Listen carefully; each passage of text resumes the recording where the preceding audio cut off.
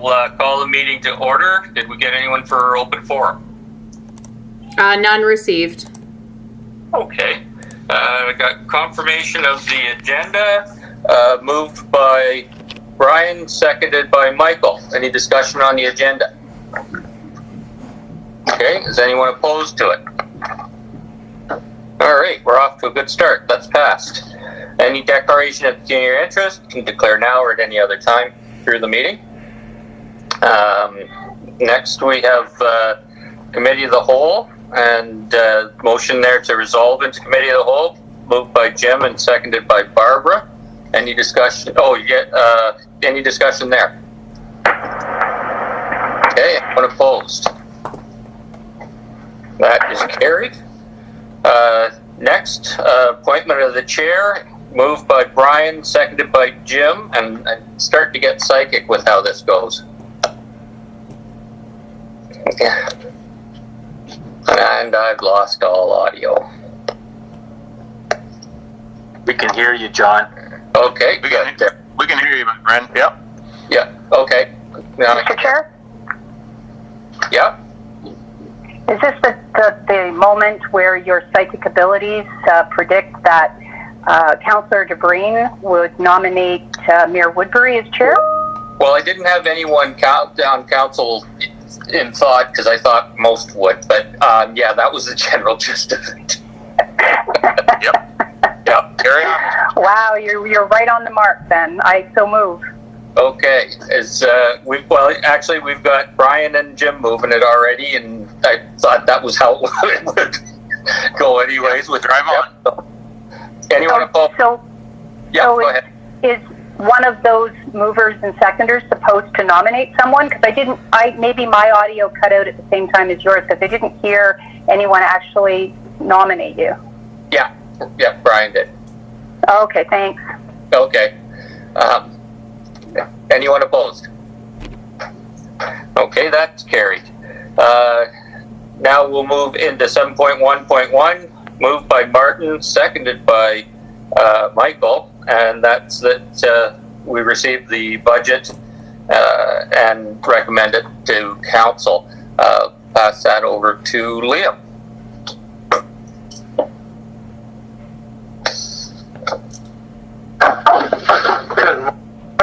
So based on the last budget meeting, we presented a budget with a 2.4% increase. So all staff have gone through and looked through their lines, and we have identified items that can be cut and items that could potentially be cut if council wishes them to. So with the items that we have made, the adjustments we have made, we are presenting a budget at 1.37% increase. And attachment 2 provides the list of what those adjustments were. And attachment 2.1 was the list of potential revisions for consideration. As well as what's new in this version is we've provided a 3.2, which is a summary of just tax stabilization reserves, so council can see all three on one page. Okay. Great, thank you. Any questions or comments from council? I had a question, sir, or comment, Go ahead. whatever you want to call it. Thank you, Mr. Chair. Liam, I note in the summary of adjustments coming out of the last meeting, and I'm looking on the, where the heck did it go to? There it is. The first page 1 of 5, 2.0, summary of adjustments. I'm looking down about 3/4 of the page in the clerks section under training and meetings. We removed $4,500 of training and meeting out of the $6,000 that was originally proposed, and it concerns me that we're taking training and meetings out of there, at least that much. And I'm wondering, is that that $4,500 that's removed? Is it primarily training or is it meetings? Maybe that's a question for Lindsay. I'm not sure. I'm always hesitant to remove any training from budgets because training is important. I will defer to the clerk. Yeah. Okay. Thank you, Good Liam. course of action. So it does still cover for our department to do our map. I'm just looking. It's hard to see. But it was budgeted pretty high, so we took it out. We did quite a few adjustments to the clerk's department. I was just initially kind of going off what we did last year, but it was budgeted pretty high in a lot of areas. And definitely with the meetings, all will likely be electronic in the coming year, so we won't be incurring those costs. So what you're assuring me of is that there is still ample budget there for sufficient training purposes. Yeah. Yeah, we typically do. Okay. Yeah. Okay. That's fine. And if I might, Mr. Chair, just one more regarding the clerk's department as well. Yep. Quite a change in the legal department. Are we anticipating that we're going to be a lot more behaved than we have in the past, or why the drastic change in the legal budget? So I'll take that one too, Liam. So basically, we were just kind of budgeting as a what if kind of scenario. We didn't use any of that budget this year, so Liam advised that it's not the best course of action to budget for what ifs. We have the tax stabilization, correct me if I'm wrong, Liam, if something were to happen, but I'm not anticipating anything, but you obviously never know. But that was why we just cut that right out, because I don't anticipate anything happening, and if it were, then we have the tax stabilization. I see. All right. Thank you very much. And if I might, through the chair. Sure. Go ahead, Liam. So yeah, just to verify so what the approach I took when I went through the budget with everybody, I tried to stress that let's eliminate the what ifs. So if there is something large or unusual that comes along, that's what the tax stabilization reserve is for. So that's why for the legal budget in the clerk's department, we were spending roughly $3,000 a year. So that's why we're budgeting $3,000. So if something large and unusual comes along, we have the tax stabilization reserve for that. Okay. All right. Thank you. Great. Actually makes more sense than what we were, than having the other in there for sure. Yeah. And any other questions or comments? Mr. Chair? Go ahead, Barb. So to tag on to Deputy Mayor Milne's comment about legal fees, we also have removed all of the legal fees under the council line. I'm going to assume then that we're going to rely on the tax stabilization reserve should there be any integrity commissioner, because I think one investigation could be $15,000, and that we're all going to behave, as he said.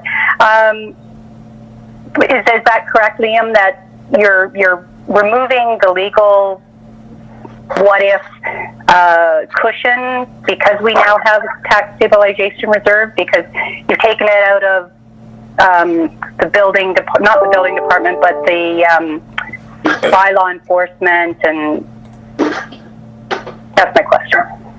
Okay, go ahead, Liam. So for council, yes, that's why we're budgeting zero for the legal, because the $15,000 was a placeholder for integrity commissioner type investigations, and we traded. Well, now we're assuming those are hopefully one-offs, and if they do occur, we do have a tax stabilization reserve for that, as well as in property. I think you mentioned the property standards. Yeah, that's why we reduced the legal budget there as well to what the Bev thought we might incur. Actually might incur in 2021, and if he goes over that, then again we can access the tax stabilization if something major happens in that department.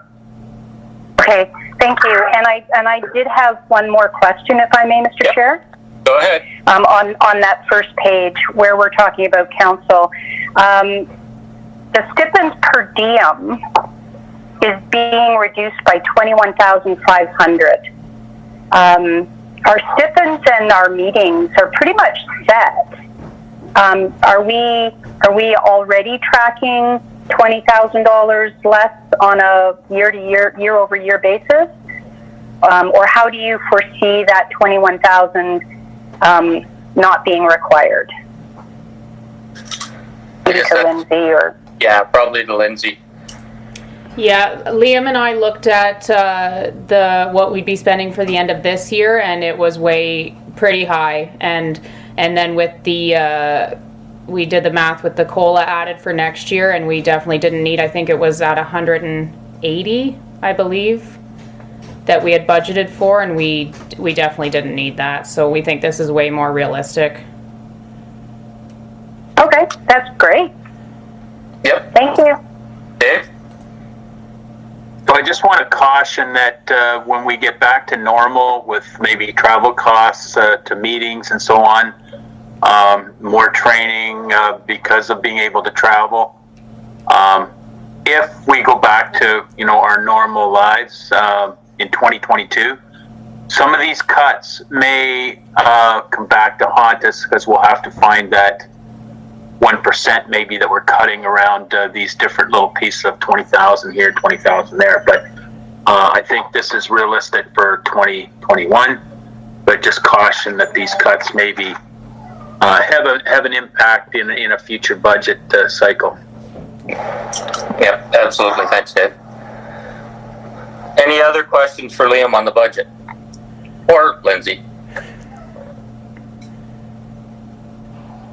Okay. Hearing none. Did you have anything else to add, Liam? No, I just, as I said, the 2.0 shows the cuts that we have made. So if council had any questions on those, then we can go through them, which we've done some already. And then sort of with those decreases or adjustments, I should say, since they're not all decreases, that's to 1.37%. So if council wishes to potentially deviate from 1.37, we do have a separate list of proposed adjustments that we're not necessarily recommending, but we're presenting as options of changes if council wishes them to be made. Okay. Mr. Chair? Go ahead, Barb. I guess you can't see all of us on the screen, I guess. No. So sorry to interrupt. I did have one more question to Jim Ellis, if that's possible, with Okay. regard to road maintenance. Yep. We've talked a lot about our ditches and making sure that, we're brushing those trees and keeping them clear and making progress in that regard. And I think we're hiring additional crews to make sure we're doing that. And I noticed that we're making cuts to basically maintenance of our. I'm just looking for my circle here under. It was vegetation. So I'm just looking for that. Yes, under roads on page 4 of 5. That we're making relatively significant cuts in tree trim and removal, the winter sidewalks. So if I might interrupt, page 4 of 5 is the list of potential adjustments, not actual adjustments. Sorry, I'm ahead. Thank you. Never mind. Okay. Though I will say there were adjustments. The road adjustments that we have been presented are on page 2 of 5, and there were adjustments there for service levels. Okay. Any other questions on this? Let's take this as attachment 2. We're on. Any other questions on that? I totally got you guys. I'm not in but it's not the ruling out for it. I guess, Mr. Chair. Yep. Go ahead. Jim has his hand up too, Mr. Chair. Sorry, I don't see Jim. I think he was gonna answer something there. Go ahead, Jim. So those proposals are in those categories for brushing was the creation of full-time year-round operations for brushing. That would remove that. That's why those vegetation lines are cut that way. If we proceed that way, that would not hire a brusher man. We would just try and keep that machine running currently as we are now.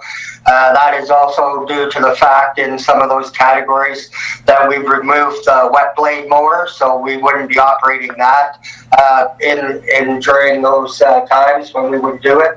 And also there's some cuts proposed for the 2 summer seasonal operators to assist with vacation time and more maintenance. Some of that was reflected in capital budgets because that would be some capital for those fellow workers too.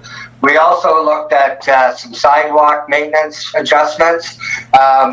There was the discussion that if we took only the downtown core and the routes to school and along Main Street as sidewalk snow removal, that we could take the second machine, put it to Holstein for the sidewalks, and have residents and bylaw enforcement look after everyone cleaning up their own residential area sidewalks. So those would be cuts to service levels if we proceed with those. And just to clarify, Jim's talking about page 405, the potential adjustments. Okay. Okay.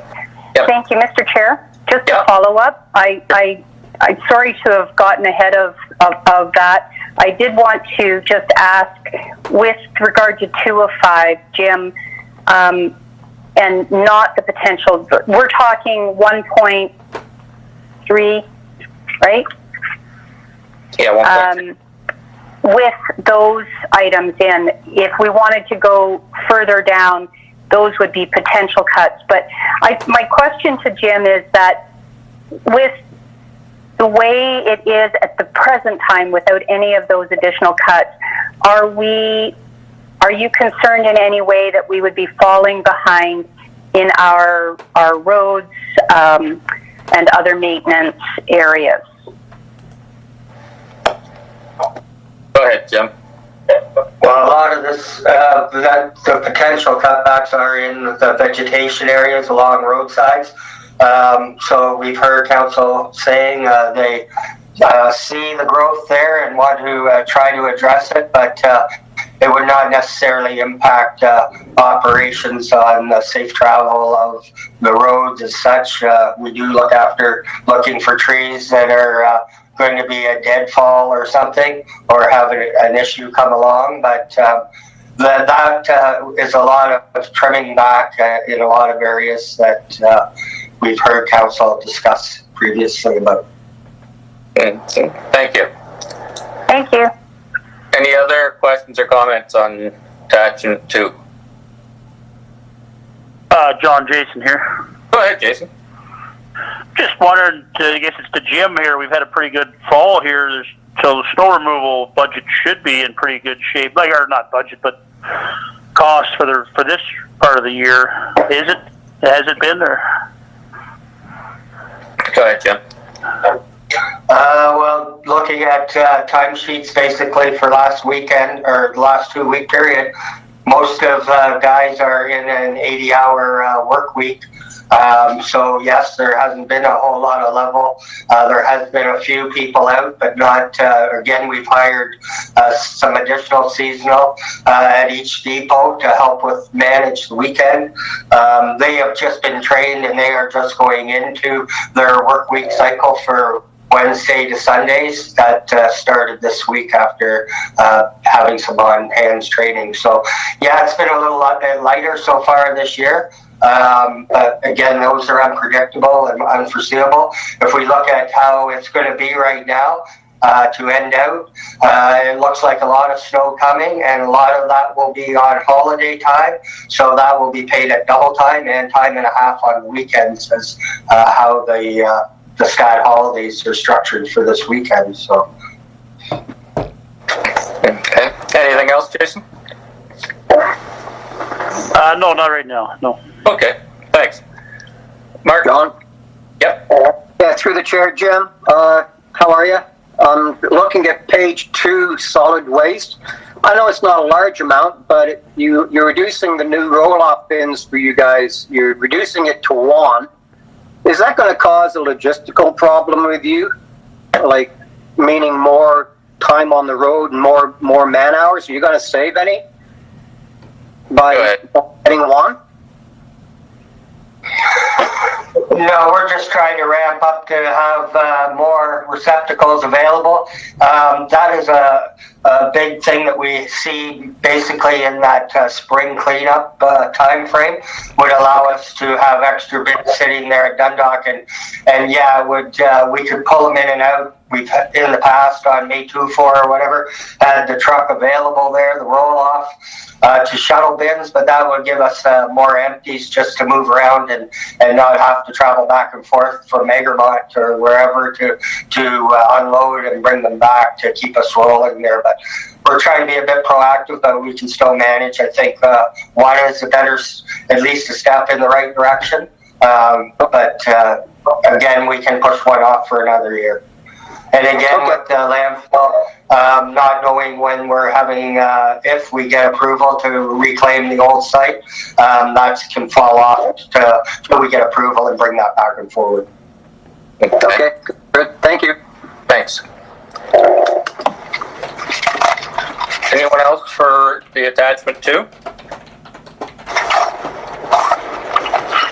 I had one more, John, sorry. Sure. Yep, go ahead. Back on page 2 of 5, actually, I guess to Jim under roads administration, the change of 22,000. What was that? We've been carrying that a little bit heavy over the past a little bit. I know I've had discussions with the CAO. Looking at some of the price checks around and some of our positions, like myself, I am not nowhere near some of our cohorts around us on their pay scales, and wondering if there was a change at some point in time. And then also, we've looked at our neighbors too. The job workloads they have are split into 2 or 3 people. Myself doing more than that share, and plus risk management official. And anyways, was just that's been carried a little bit heavier for a few years and has not been implemented. So. Okay. Okay. Any other questions on attachment 2? Okay, not hearing any. Let's move on to 3. That was the that's the reserves and budget. Was there anything you wanted to highlight on that, Liam? Not specifically. Just just a comment that the tax stabilizations are presented in the order they were previously on the first couple of pages, and then they're summarized at the end. Yeah. Okay. Does anyone have any questions on attachment 3?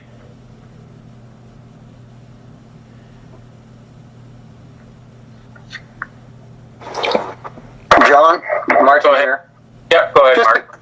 Just to confirm, all these cuts, we're not dipping into the reserves right now, right? These are just still items taken off operating and capital. We're not hitting any reserves, Liam? Just to be sure, in my mind. Go ahead, Liam. So the only reserve hit is the fact that we're not taking money from the COVID funds of 25,000. I think that's the only, and then 1,000 in the finance department for the COVID related expenses. I think that's the only change to use of reserves in this adjustment schedule. Okay, great, thank you. Dave? Oh, I apologize. Recreation has a $4,000 adjustment. We're shifting it from bleachers to the zero turn. Or sorry, vice versa. Okay, Dave?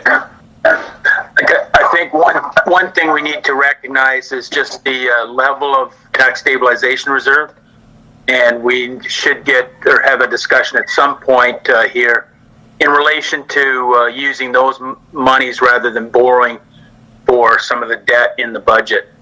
Yeah. Yep. Any other, Brian? Thank you, Mr. Chair. Dave, this question is for you, I would imagine. In light of the additional funding that the provincial government has announced for COVID-related expenses and so on, I think it was $39,000 our share. It's not a big amount, but nonetheless, has that amount been factored into this budget anywhere in terms of trying to retain some of the items that have been adjusted out in attachment 2.0? Is there an opportunity now to bring some of that back into the budget, yet retain the 1.37% increase? So that's a bit of a loaded question because there's a lot of unknowns ahead of us in 2021. There always is.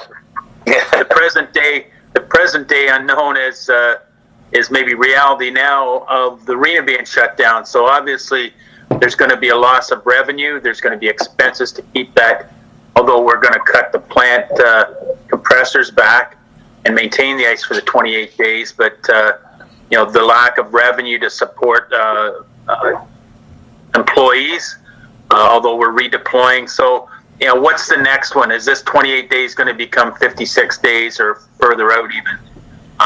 So I think that 39,000, to answer the question, it is not in this budget in any way to predict or to try and guesstimate, but it's there as a kind of a cushion for us to cover those areas that we maybe need to respond to as they happen. Thank you. Anything further? Barbara, I can see you there. Hi. Hey. Thank you, Mr. Chair. To follow through on Deputy Mayor Milne and the CAO's conversation about, and Dave's mention about redeploying people as required from recreation because of that 28-day shutdown, will that allow us to defer some of the hiring that we're budgeting for? So the extra seasonal operators, depending on how long this goes on for, so we may not have to hire certain roads crews as soon as possible, as soon as we had originally planned, or what's your thought on that, Dave or Jim? Well, I'm going to allow Jim to respond to that. Just because it's not storming out, we still need to patrol roads to maintain our levels of service and public safety and manage risk and all that. So the redeployment will be more, to when there is snow to blow. We still need those other positions in place to do, be on call and so on. But there could be possibility if the weather is great. I mean, cutting trees and so we have those kind of things to do in preparation for construction next summer, but I'll defer to Jim on more detail in that area. Okay, go ahead, Jim. Yeah, so we've been discussing this with Kevin, and we have one of his personnel coming over.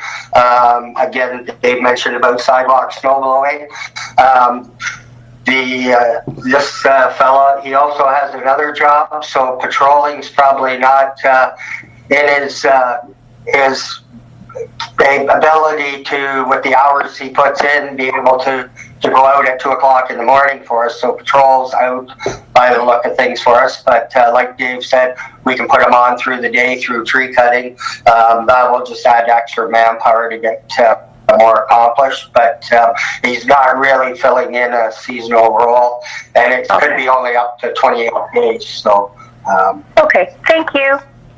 Yeah, we are utilizing as much as we. Yeah, and the first bit of that 28 days is low, I guess, normal stuff. It'll be be mainly snow removal and that between Christmas and New Year. So we're cutting it back to like 20 days or something. So any other questions or comments on the reserve?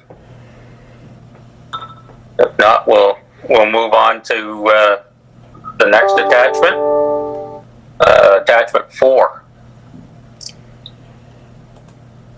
So Liam, was there anything you wanted to add about attachment 4?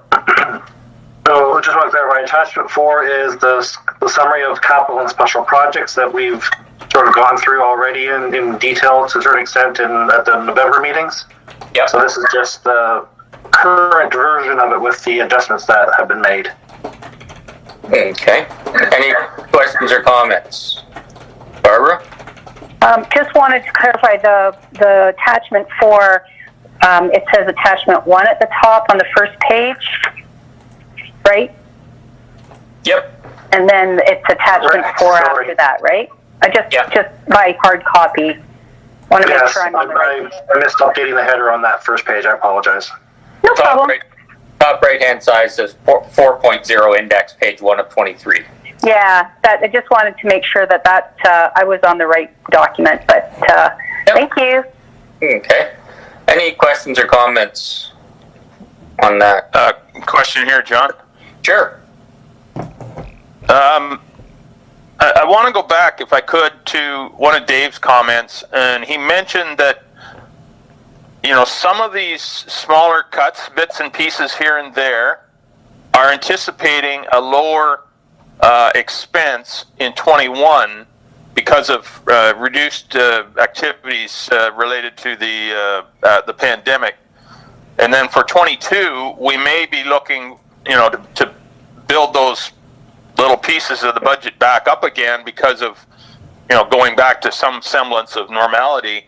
Are there other pieces of this budget that have been similarly cut or adjusted down that we may see in a year and a half or 2 years from now that we're going to be forced to bring them back up to current levels, so to speak?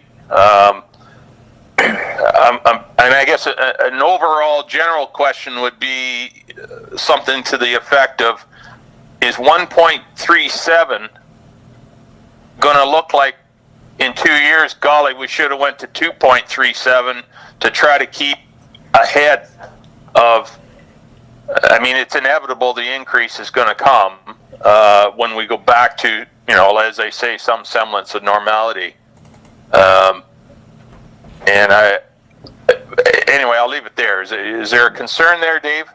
Or whoever else wants to take a run at that? And I'll maybe give Liam a chance after I speak, because he can speak in more detail, knowing the cuts that were made, line by line sort of thing. But I think it's a kind of a double-edged sword. We're cutting here in places where, if we're going to travel to conferences, we're going to add more expense to that conference. In future, maybe conferences will have this virtual option that some will want to attend that way and be closer to family. But my other concern is that when we get into the recovery, we're seeing a lot of increase in building materials, and that obviously will impact us in certain ways from a standpoint of supplies that we need. Not that we're building something, but even the project for the council chambers will be impacted by that. But we can see fuel prices increasing and so on. So it's just I think we need to have this in the back of our minds that a cut today looks great, but it may have an impact. It may not. But again, I think we need to be cognizant of that in our thinking, that there could be a 1 or 2% increase in 2022 before we even start adding to projects and so on, just in operating because of this inflationary impact. But it's unknown, so we can't say it's for sure, but the signs are there. Liam, would you like to add to that? So, yes, I think we're budgeting for closer to the reality of 2021, which does cause increased pressure to future years, because it's like almost a snowball effect. We're down to 1.37%, but that means we've lost money this year, but we've lost money every single year going forward if by doing a low increase. And I'm talking about overall. But on an individual line basis, I agree that we can budget for what we spend, but I caution council getting this low or lower because you're only going to cause pain in future years.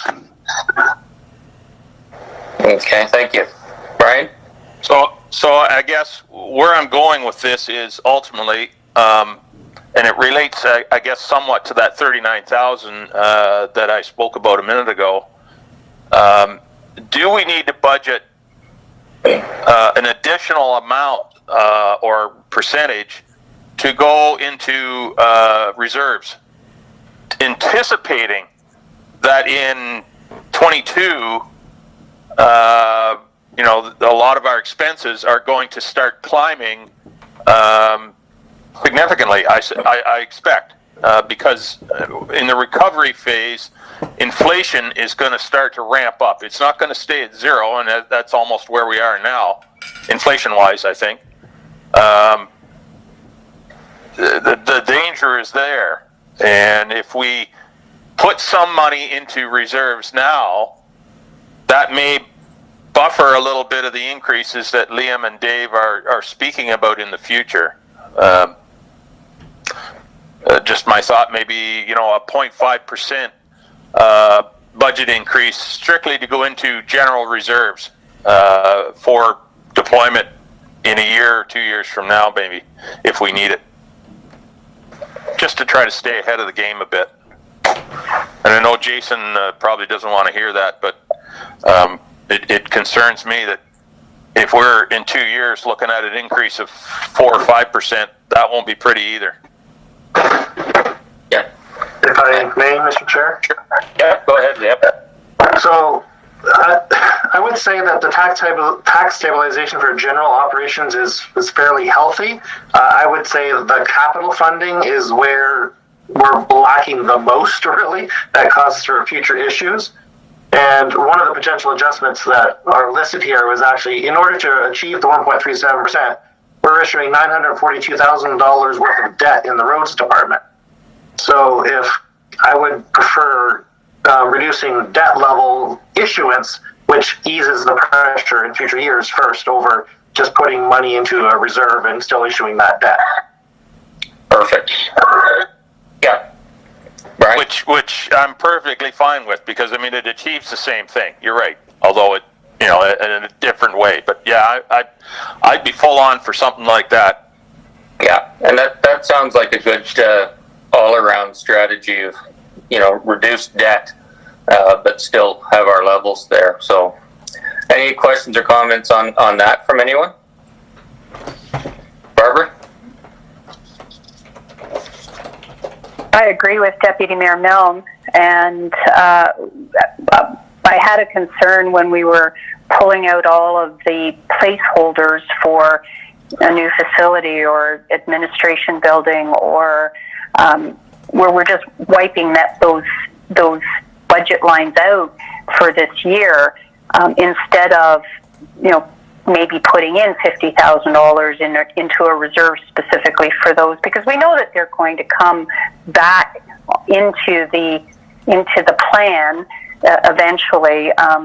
Artificially cutting 1 year always comes back to bite us in a future year, and I certainly don't want to find ourselves, as Deputy Mayor Milne suggested, at a 4.5% or a 5% increase, because we slashed it so badly this year. I like the idea of a 0.5% increase just for capital or to reduce debt, or however best staff think that could be managed. I really don't think that 0% is realistic, for sure. And I'm delighted that staff have found a way to cut expenses, but I'm concerned. Okay, thank you. Martin? Yeah, I quite frankly, I I would love to see a 0% increase because we're all taxpayers, but we're going to pay for it somewhere with provincial or federal. So I maybe I'm naive. I don't agree with 0%. I don't even necessarily agree with 1.3 because it's like we're nickel and diming now and it's going to cost us in the future. I was happy with 2.4 because I don't want to see us get into the spot. We're not sitting on a fence here, but we're trying to do the right thing now. But we have to look at the next council coming in, or even 2022 and even farther, because these cutbacks will affect us. I totally agree with Dave, Liam, everyone. So putting money into the reserves by adding another one and make it 1.8 or go back up to 2, I don't think we should cut ourselves off for the future. I'm not used to all this kind of big figures, but I know if I have to get something from my business and I don't have checks coming in and I dip into my personal funds, that money now gets put back into my personal funds. So it gets lost somewhere, and it does bite us, or it does bite me, and it will the township in some ways down the road. So I was happy with the 2.4 increase, and as Councillor Green said, kudos for the staff to bring it down to 1.3. But I was perfectly fine with the 2.4 because we don't want to cut ourselves short, and things are going to go up in price. So that's just my comment. Okay, thanks, Martin. Anyone else? Jason, John? Yep, go ahead, Jason. Guess I'll be on the other side of the fence here, as you figured, but what is wrong with the government cutting sometimes? I'll put that to council, Dave, whoever. What government always increases, we know that. What is wrong with it? What is wrong with cutting or staying at current levels? I understand fully. I run a business myself looking for the future, but I've had a lot of comments since I put out that 0%, and I'm not saying we should stay at 0. Maybe it was 1.3 is fine. You can't start out high and go low. I'd like to put that question out to the rest of you. Why does government always have to increase, never decrease? What is the problem with that? I don't know whether anybody want to answer that or. Oh, I see already. Thanks, Jason. Dave, and then Brian. So, this is an excellent question.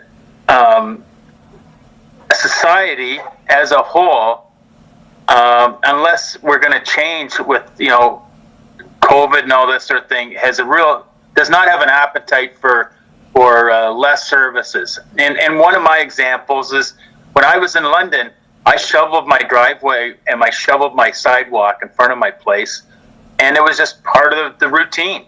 But now, and that's why I brought up, that we can do that on secondary sidewalks, pass a bylaw. But, what staff says to me, and I get that too, are we just going to spend more money running around with bylaw enforcement and forcing people not, digging out their sidewalk, and then do we have to salt it anyway to manage levels of risk? It comes down to risk. It comes down to the legal system not being on a municipal side. If somebody trips and falls on an icy sidewalk, then that puts us in a risk position, and that drives insurance premiums up eventually. But until the governments above us put policies in place that is kind of like, as they say, caveat emptor, let the buyer beware. If you're walking the sidewalk, look out for those things. This is the way society is. It's supposed to be a perfect world, and we're supposed to maintain it as such. And if it fails and you're damaged or put in some risk position, we have to pay for that. So I'm all for cutting services that we don't need to provide, but there just doesn't seem to be an appetite in the greater public space to say, we'll take that on ourselves. But anyway, I maybe it's I'm showing my age, but people want more done for themselves than less. But I would support cutting things if we think we don't need it for sure. I think added into that as well, David, is the uncontrollables, OPP, insurance, things like that are not within our control. Brian, you had some comments? Yeah, I was going to respond to Jason that I fully appreciate Jason's position, and you know what, I've heard from people too that say, well, 0%, you know, that's a noble goal. Because there are people in the township that are struggling. There's no doubt about it. But you don't need to look any further than the last mile and a quarter of Road 49 from 89 north. That's what 0% looks like. It is patched and patched and patched, and there is seldom a time I drive that mile and a quarter that there aren't holes in the road that haven't been patched yet, and a bridge that needs maintenance, and a bridge that desperately needs to be replaced. So 0% is that mile and a quarter road. Either we fix the road or we don't. And if we don't fix the road, someone is going to get the phone calls and emails and bitching, and rightly so. The other part is the brushing on the roads. I get phone calls from people that drive large vehicles, and I know Jason drives a large truck.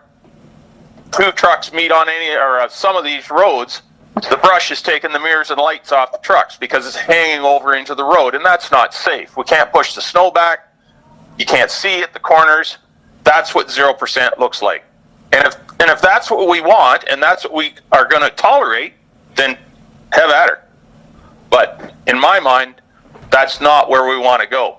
People want those roads trimmed, they want those roads fixed, and that cost increases every year. Wages, materials, everything else. So while I appreciate Jason's,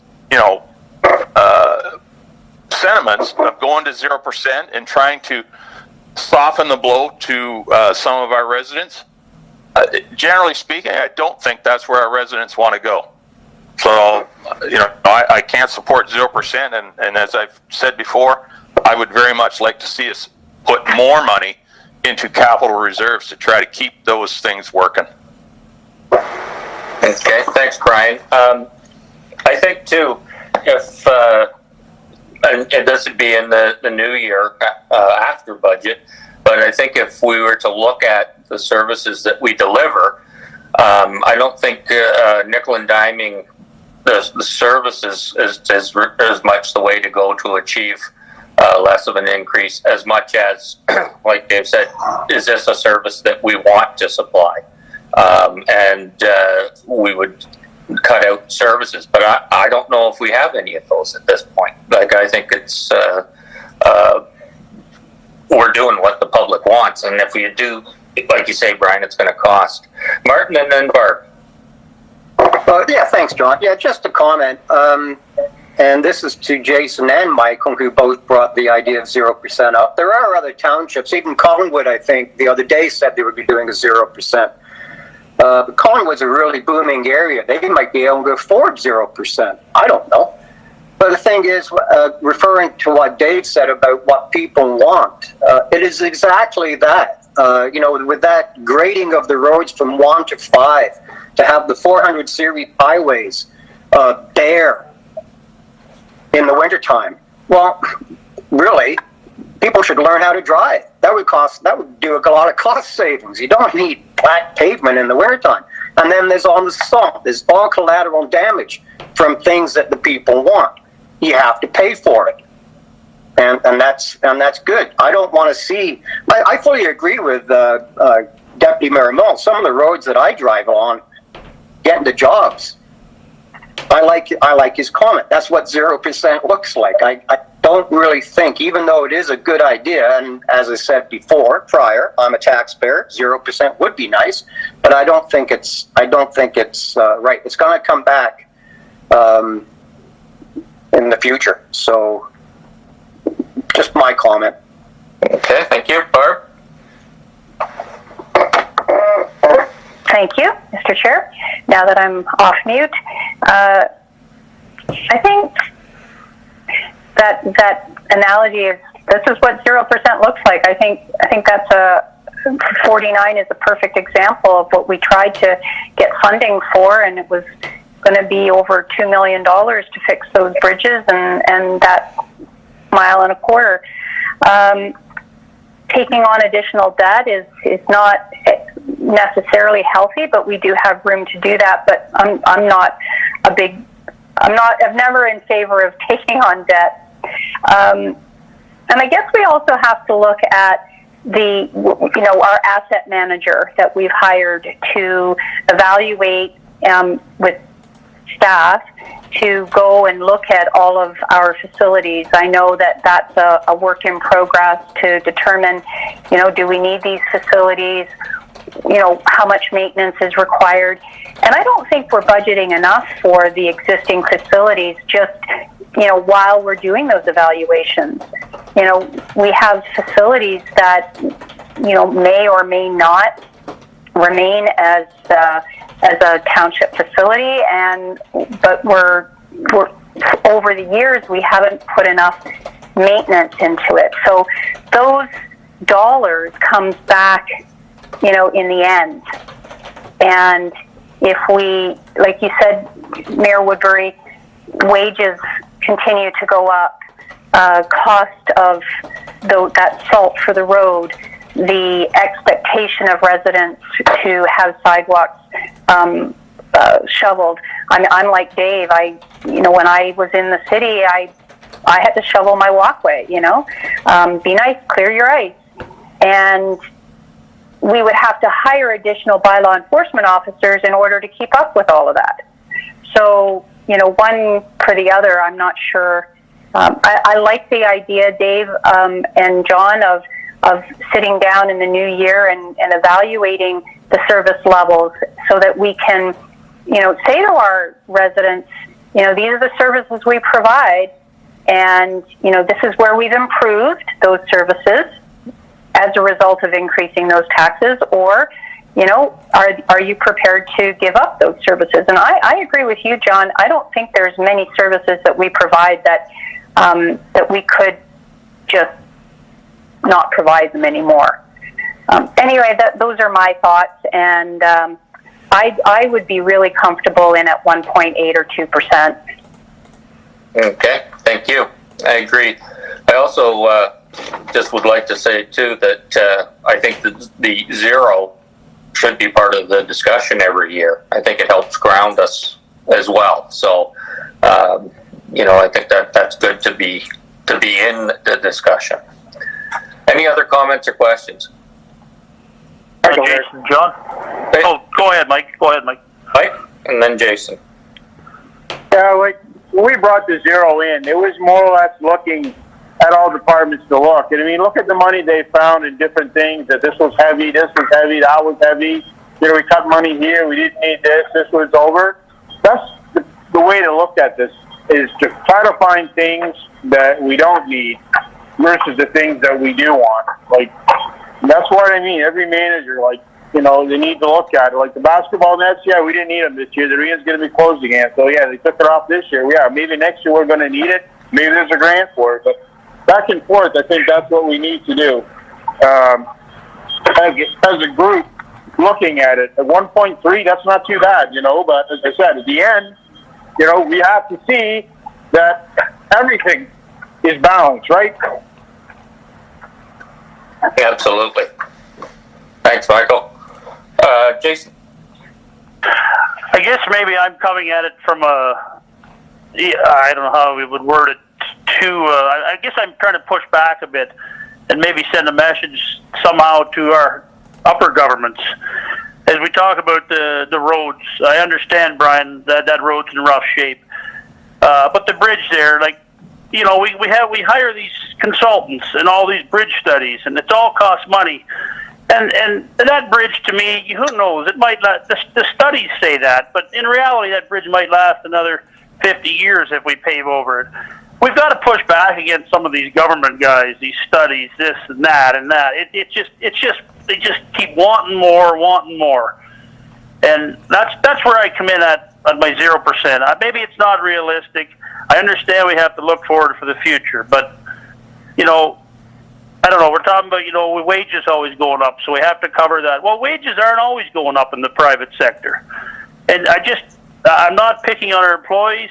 If you take a look at this budget, what is it, 128,000, or I had it wrote down here somewhere, sorry, in wage increase next year with the COLA and the merit.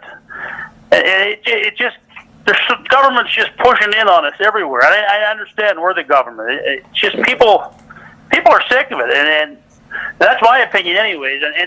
And I'm on the opposite side. People I talk to, there is services that I tell you the truth, there's a lot that I would like to say that I'm maybe not going to right here, services that could be cut. Too many people are relying on government for everything because it's the same guy paying the taxes. And I know that's cliche and it sounds stupid maybe, but I don't know. I'd like to see it as low as we can is what I guess is where I'm coming from. Okay, thanks, Jason. And I think that would be our 2021 project, is to look at services and see where we go. Any other questions or comments? I'm back on, Lindsay. I hit the wrong button. Ah. Okay, were you finished, Michael? Yeah. No, as I said, I just more or less, you know, we understand that probably zero is, you know, we don't want to cut things. You know, we don't want to come back next year with a 5 or 6% increase. We do want our roads fixed up. There's no doubt about that. I drive them, I see the potholes and the potholes, but that's where I'm saying when we were buying a whole bunch of new equipment instead of fixing roads, that was the wrong intent of putting all the extra money for roads. So, you know, now we're going to take some blacktop, put it back into gravel. Maybe that's going backwards, but I understand that it costs a lot to maintain these roads, putting them back, keeping them up. But at the same point, you know, I drive a paved road. Do I need it perfectly paved? No. But I grew up here, you know. These people who got moved up here now, they don't grow up here. They don't understand the difference. They're used to the city life. You know what I mean? Our roads can be different up here. So, I mean, that's where we got to cater to. That's the way it's going. So there's more and more. So we have to look after them because they expect it. So 1.3 looks like something that maybe that's where we got to be. But that's it for me. Okay, thanks, Michael. Dave? Yeah, so, I mean, there's a lot of good points being made here, and to push back on the upper tier government, I think we've been pushing back a long time on this issue of, and the name slips me, it's basically to manage some of this interest arbitration stuff. And those costs that just seem to keep coming down on us and do us no good other than it's, increasing wages that are not in our control. So, and that impacts highly on some of the other stuff, insurance premiums that we could be, see reductions in, but we're not going to see them with the present policies at the federal and provincial level. So the other thing that could be considered is, if we want to lower levels of service, we have to lower speed limits on roads. I can see that. I mean, others have even put up the no truck signs, and I think that's just a recipe for turning away commerce. But lowering speed limits is an option to reduce levels of service. But I'm not really sure how much dollar impact it has at the end of the day, other than more managing risk and that sort of thing, as opposed to lower maintenance levels. But anyway, there's all kinds of just whether society has or our community has the appetite to accept that and abide by it.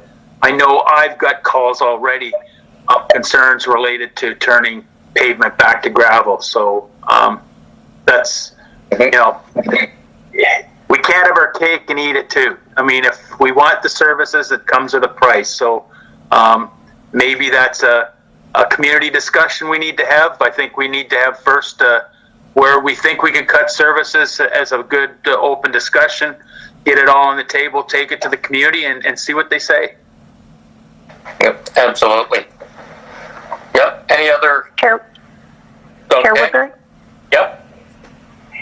I had a question, looking at, a couple of lines, and, we talk about services, and the, smart transit comes to mind. It sticks out in my mind with a 22% increase.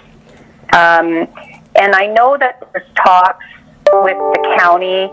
They're looking at maybe an amalgamated service. I'm not sure if those talks are still ongoing, but for the and I mean, it's a service that's an important service. I'm not suggesting for a moment that we're going to get rid of smart transit, because it serves a small percentage of our population, but it's an important service.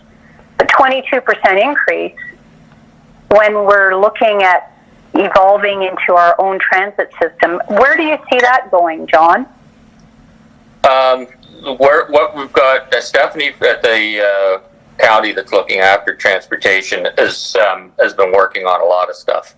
As far as people that are would need that type of service, they're looking at having vehicles on the routes that we have that would accommodate, and they're going to start with some stuff and then see where we go. I saw that. The problem is that SMART is more like a taxi service, and that goes to the building. What the county's looking at is a vehicle that would be able to pick people up at the same spots that they're picking up people now, but they'd be able to handle disabled somebody that has some mobility problems. So it doesn't quite mesh with SMART as far as that goes. It's a different type of service. Maybe it'll reduce some, but I don't know, because we have people in our area that get picked up to be brought just into town to grocery shopping and back. And doctor's appointments, yeah. Yeah, SMART has had a lot of changes over the last year. There was a lot of policies that were not in place that needed to be done. There's been a lot of work put into it. Mike Myatt, who's been the chair most of this year, has done a really good job with getting some of this stuff in. But it's almost, unfortunately, is a very, very costly service. And the problem is, and I like to say, I'm a supporter of having this for people, but the problem is it offers a service for people that other people just can't have. Like what we try to do for some of the disabled is to give them a transportation. But if you live out in the country and don't have a vehicle or don't have a license, and you don't have a mobility problem, we don't have taxi services that we in the township. We have people that were willing to drive. So actually what's happened is the people that get SMART mobility are getting more service than anyone else.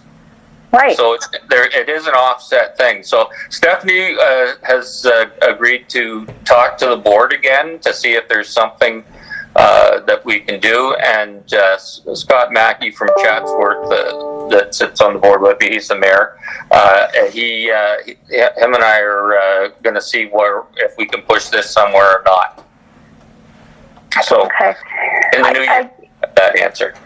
And I guess if I may follow up with you on that, and I guess to your point, this serves a small portion of our residents that get a service that we're subsidizing that none of the other residents can't take advantage of because they're mobile. That's right. They just can't drive.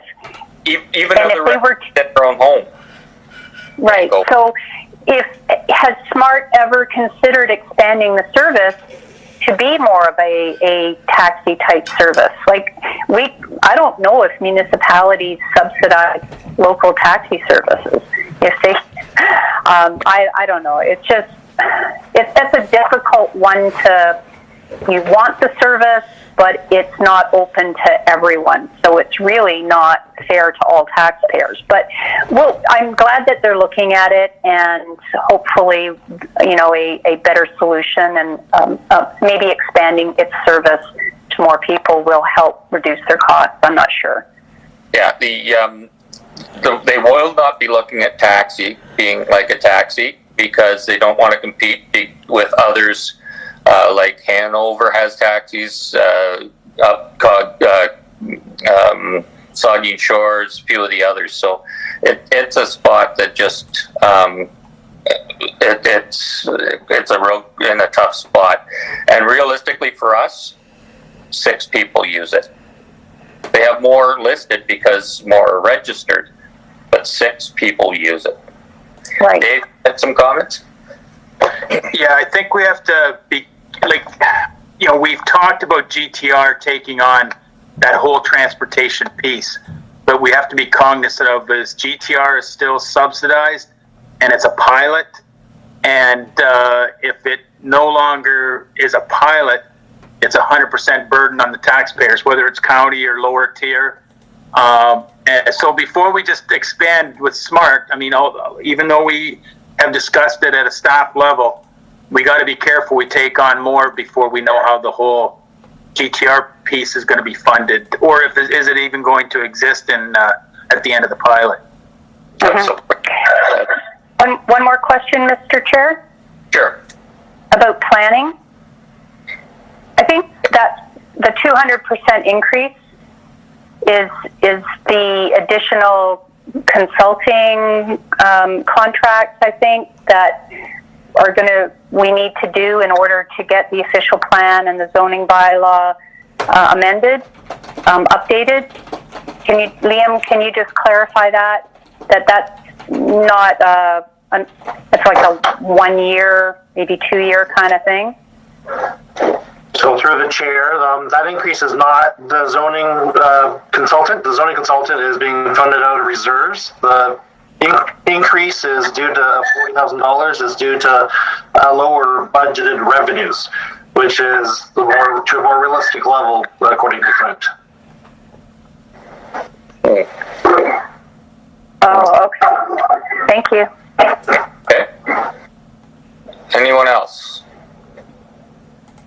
So I guess the place to go now is, what do we want to do? Is this 1.37 where we're going to stay, or do we want to increase to reduce debt, as Liam has suggested? Any thoughts or motions, Brian? Just to that end, I'm just looking at Liam to do the math for me, if you wouldn't mind. Cowboy math is not my strong point, but if we were to go to, say, 2%, how much additional revenue would that generate for us to reduce the debt that is currently already in the budget? Where's Gail when you need him? Yeah, exactly. I think I read somewhere. Yeah, there it is. There, a 1% increase in the blended tax rate is $121,000. So So it's about $82,000. If we add $82,000 to the budget, we'll be about 2%. Right. And so that what I'm suggesting is that additional $82,000 would be applied to proposed debt in the budget now. So it's not to create additional expense, it's just to pull back on the amount of debt that we're going to potentially issue. That would be my my suggestion. Okay. I think that's a good suggestion. What do we hear from anyone else? Was that something we can work with, Martin? Yeah, I can work with a 2% increase. I think last meeting we were at 2.4, and I said when I looked at the main tax stabilization, it was $1,066,000, and I said, well, let's just take 60,000 out of that, bring it down to 2%. This way, And I agree with looking at it at zero. We've certainly got benchmarks now, but I'm fine with a 2% increase if that includes doing something with the debt that we're going to have to get. So I'm okay with it. Okay. Anyone have anything against it? It's Jason here, John. Yeah, go ahead, Jason. I guess I'm going to concede, and I'd like to see us hit that mark. What we've hit today is the 1.37%. As I said in the past, well, going back to your talk about the transit, to me that's a perfect example. 6 people, I understand. I don't want to be cold-hearted if they're disabled or whatever, but something like that to me is just crazy. So I'm going to say I'll concede and go up to the whatever it was at 137, and that's where I'd like to see us come in at. And that's my opinion. Okay, thanks, Jason. Anyone? Councillor Dobreen, did you get back on?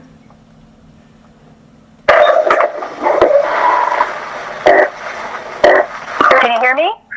Yep. Yeah, thank you. Great. Okay. So Brian suggested that we go to the 2%. Does anyone else have any comments on that? Michael or Barb or Jim Fruit? Okay. Mr. Chair? Yeah, go ahead. How about we meet in the middle? I'm not, I understand. I think this has been a great exercise. How do we get to zero, and what's it going to cost us, and what are we prepared to let fall off in service levels? And obviously we're not prepared to go that low. I totally understand where Jason is coming from, and Michael. 2% I could live with. 0.5% will bring us to 1.8. Is it going to be of benefit? I guess we're a little bit over the map, all across the map right now. But if what's palatable, I can live with 2. 1.8 would also, kind of meet in the middle, maybe. I agree. We have to look at those services that we're providing to, 6 people. Maybe there's another way for them to get that service, but that's something that's talks for next year. Not sure where I'm at right now on kind of on the fence. Okay. I'll have to get off of it by the time it gets to a vote. Okay, Jim. Go ahead, Jim. Having listened to the group from the Community Safety and Wellbeing indicating that 25% of the people in Southgate were in dire straits, I think the 1.3 is sufficient, an increase for this time around. Once the economy comes back in and everybody's making a decent salary, then we can think about 2%. Not everyone has a slush fund where they can dip in when times are hard. I'm going to stay with the 1.37. Okay, thanks, Jim. I guess, Michael, where do you sit on this percentage now? We've got 1.37. Wow. I still haven't changed my mind. I still like the 0, but as I said, 1.37 is better than 2%, that's for sure. I don't think we should be putting money away at this point. Interest rates are at an all-time low, so if we take on a little bit of debt at that rate, let's not take money away from hardworking people, or the people that want to work, they can't work right now. 28 days we're going to be shut down for here. It's going to hurt a lot of small businesses, and then after 28 days, who knows what's going to happen. So I think we need to go with, definitely no more than 1.37, what Liam's proposing right now. And even then, we need to make sure we're not spending any more than we have to, that if we have a surplus at the end of the year, it would be a bonus. Okay, thank you. Okay, so everybody's had their say on that. We've got 3 people that think the 1.37 is are solid on that, and then the other 4 are up to 2%.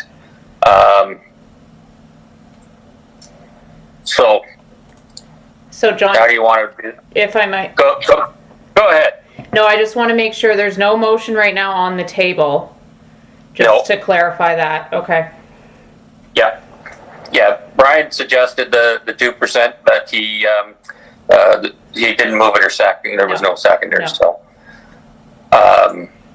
So would somebody like to move one, and we can go from there then?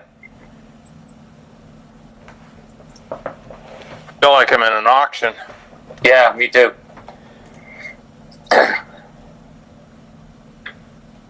Well, if you might, if it's okay, Mr. Mayor, I'll make a motion. I truly appreciate the discussion. It's been very good. I'm going to move that we move to a 1.5% increase. As Barb pointed out, that maybe that's a saw off. I don't know.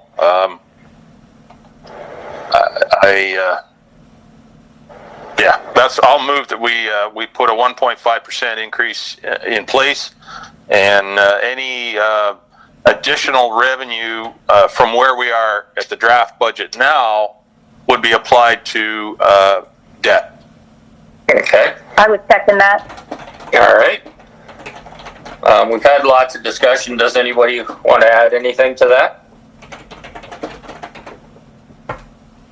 Jason here, John. Go ahead, Jason. Well, I guess I'm sticking with Mike. I guess too. We got staff to get it down to this 1.37, and I would like to see us stick to that. I know 1.5 is not a big difference, but it's at 2 or 3% on a normal year, I'd be fine with it. But just the way this is, you talk to people every day, and with this, this lockdown coming up, small business, not only small businesses, people are, getting laid off, and it's just, I just think it would be a good thing for us. We're not hitting that 0, but we've got staff to come back and sharpen their pencils. So I would like to still see it stay at that 1.37. Just my opinion. Thank you. Anyone else? Okay. Lindsay, I'm going to get you to do the vote because it's not going to be all in one direction. For sure. Okay, so we have a recorded vote on the amendment, which would be to have a 1.5% increase. Councillor Frew?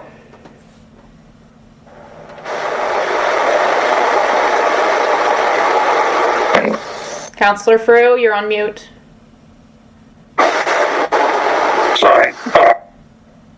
Sorry, can you just repeat it again? No. Okay, thank you. Deputy Mayor Milne?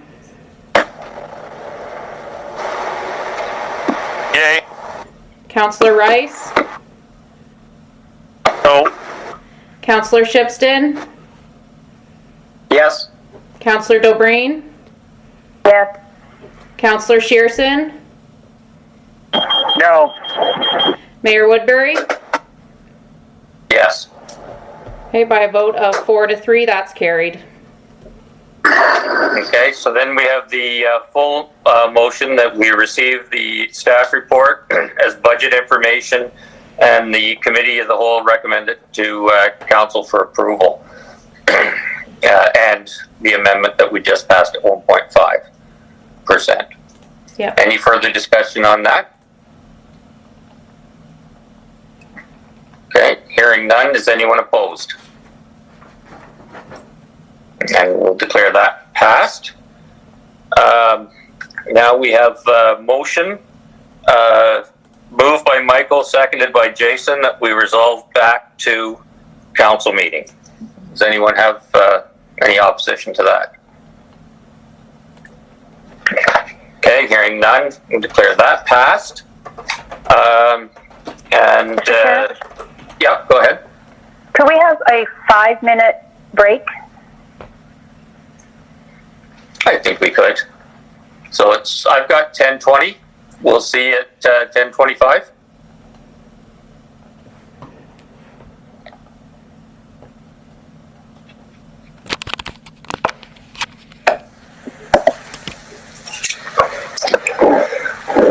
Michael, are you there? Yeah, I'm here. Okay, good. Jason? Okay, I can see Brian, and Jim, Martin, and Barbara. So we'd have quorum back. Sounds like romper room. Yeah, yep. Well, some days more than others. And you're back, Lindsay? Yep, I'm here. Okay, so we'll call the meeting back to order. We have a motion. It's item 9.1, moved by Barbara, seconded by Martin, and that's that council received the staff report 2021 budget as information. Any further discussion on that? Okay. Is anyone opposed to that motion? I'll declare that passed. And thank you, everyone, for. I think this has been a good go through this time with the budget. I've felt better about it than I have some of the others, so that's good. Next, we have Fire Chief has something for us here. 10.1.1, moved by Jason, seconded by Martin. Derek, are you there? Oh, yes, I am here. Good. Anything you'd like to say about this one? I mean, yeah, I'll briefly talk about it. I know I'm going to get some questions on this one. We had 3 submissions. One submission we didn't even evaluate due to the fact that it came in over $700,000. So that was over our budget. I think it was $718,000. So then we narrowed it down to 2. Between the 2, we did not take the lowest bidder due to the fact there's additional cost with that. The lowest bidder was Fort Garry. For that one, there'd be additional cost for meals and lodging to get out to Winnipeg there. As well as another key factor was their servicing.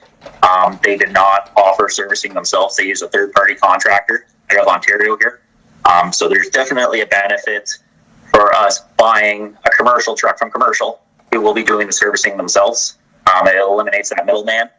And ultimately, it came down to design as well. The Fort Garry one, there's a couple safety concerns we had with it. One of them, and I attached the attachments there of the drawings. The Fort Garry one, they have a porta tank, which is how we hold our water when we get to a rural scene.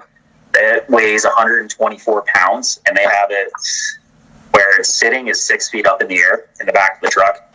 So my worry is in the wintertime, with some people pulling it out, I'm not the tallest guy myself either. Could that lead to a compensation issue if somebody were to drop that on themselves or slip and fall?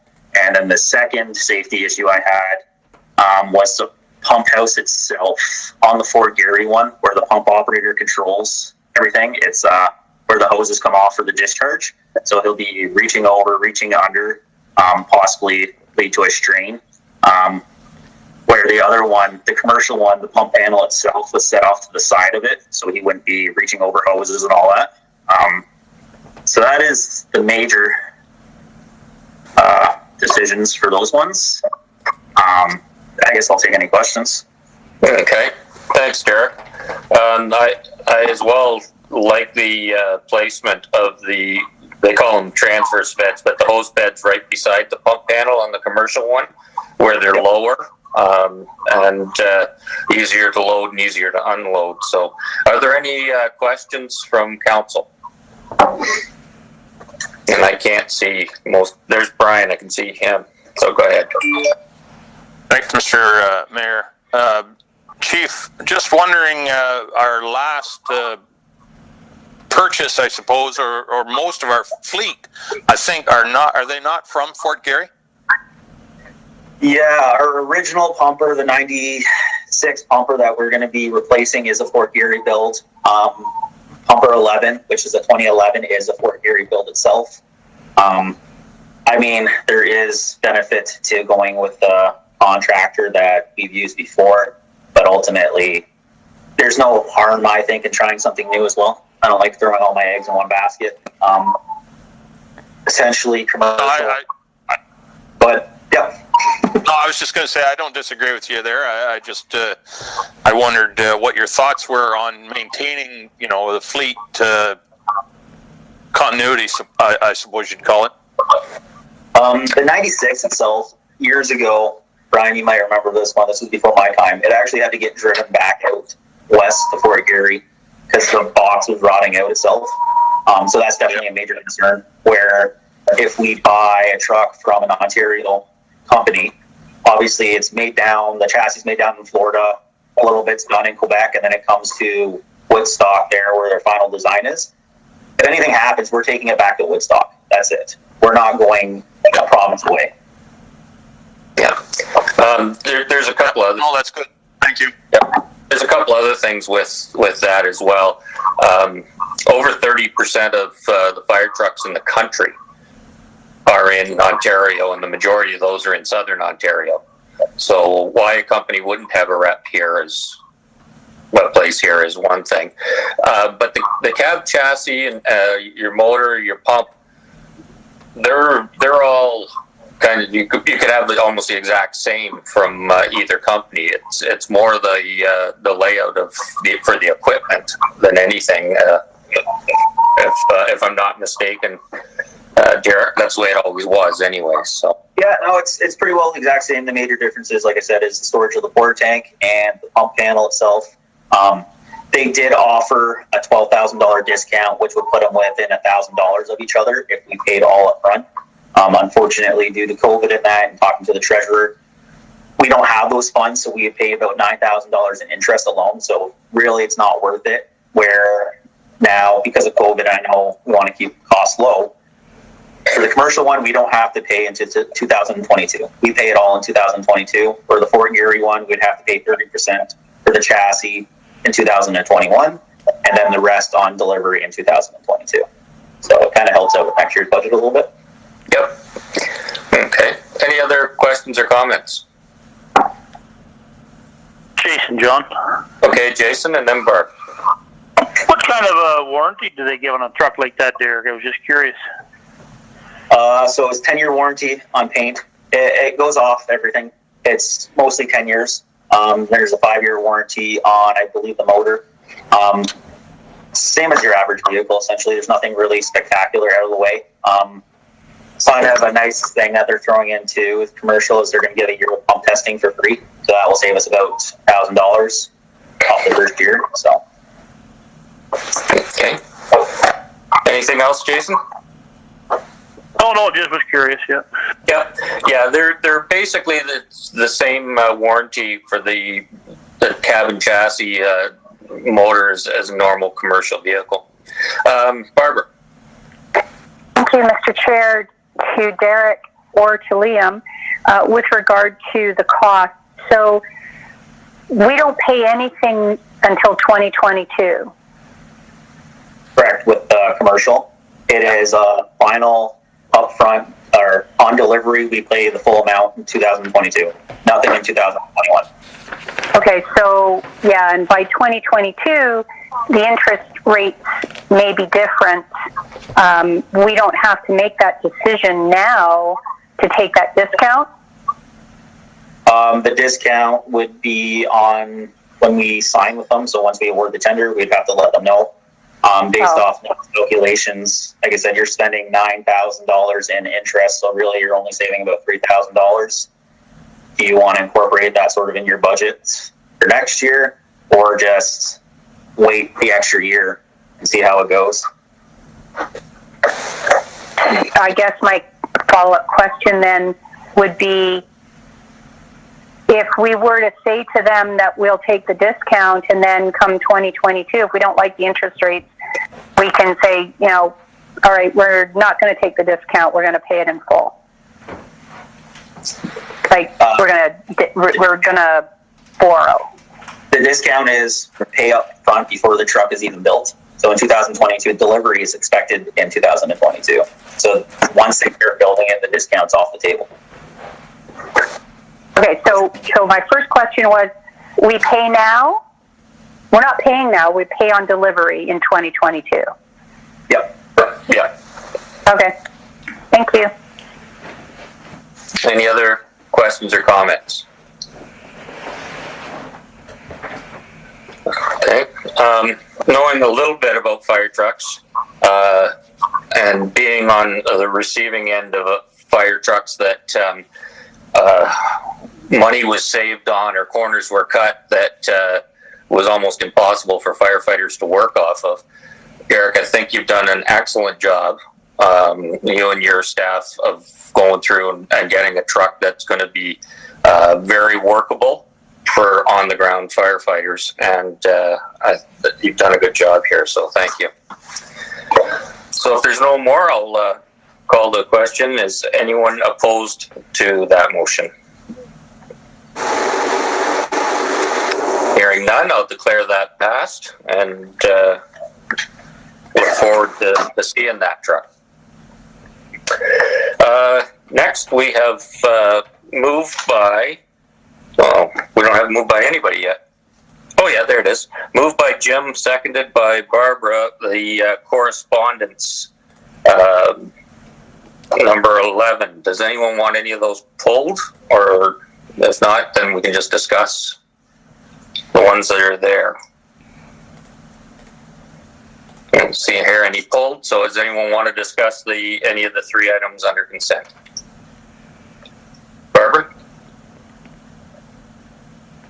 Through the chair, Dave, could you speak to the red funding and how we are or could take advantage of that opportunity?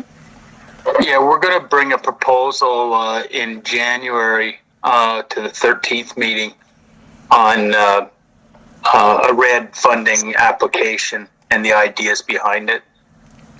It would be along the lines of, because it looks like the construction for the drugstore is going ahead, so it might be timely to look at a Proton Street layout that would address accessibility issues possibly, because it looks like there's a bit more to this red funding application.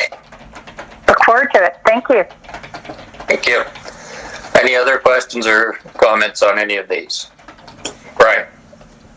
Did Dave say he was going to discuss this at the 13th meeting in January, or the January 13th meeting?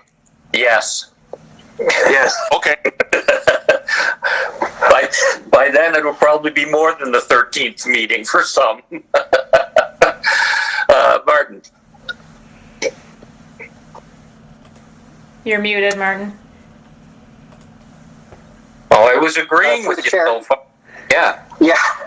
Dave, with this red program, the financials, what's the kind of money we're getting? Is it worthwhile to use that grant company to use to make sure we get it, or is this small enough that we can do it ourselves?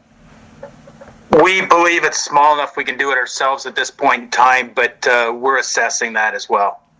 Okay, thank you. We don't want to give away the 10% of our grant money. Well, that's true too.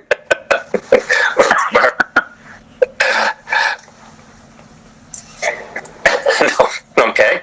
Anyone else have any comments? All right. Is anyone opposed to the motion to accept those? I'll declare that passed. Next, we have the confirming bylaw, moved by Michael, seconded by Martin. Anyone have any discussion on that? Hearing none. Lindsay, would you like to Yep. do the vote? Thank you, Mayor Woodbury. So recorded vote called for the confirming bylaw. Councillor Shipston? Yes. Mayor Woodbury? Yes. Councillor Rice? Yes. Deputy Mayor Milne? Okay. Councillor Frew? I think Councillor Eric's Frew? getting called away.